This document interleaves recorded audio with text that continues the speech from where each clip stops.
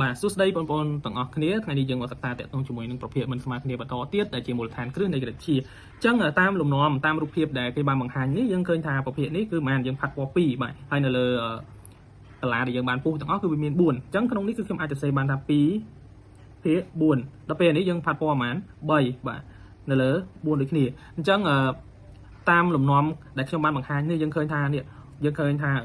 ភាគបែងដូចគ្នាហើយ4ណាបាទប៉ុន្តែភាគយក3បាទជាក់ស្ដែង3នេះវាយ៉ាងម៉េចធំជាង2បាទអញ្ចឹងយើងអាចទាញបានថាយើងអាចសន្និដ្ឋានបានថា2ភាគ4តូចជាង3ភា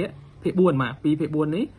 តូចជាង3ភាគ4អញ្ចឹងមូលហេតុដោយសារអីគេគឺដោយសារ2បាទតូចជាង3បាទហើយ4ស្មើគ្នាណាអញ្ចឹងយើងមើលធ្វើម៉េចឲ្យភាគយក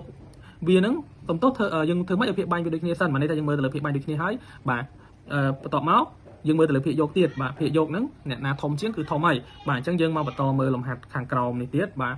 នេះលំហាត់ដែលសេសសល់ខ្ញុំថាបងប្អូនអរគ្នាអាចធ្វើបានណាបាទអញ្ចឹងយើងអាចបំពេញលំហាត់ដែលសេសសល់ខាងក្រោមនេះថាតើការយល់ឃើញរបស់បងប្អូនអរគ្នានឹងបានកម្រិតណាតាមរយៈការបង្ហាញនៅវីដេអូកន្លងមកបាទអរគុណច្រើនបងប្អូនអរគ្នាហើយយើងជួបគ្នានៅវីដេអូបន្តទៀត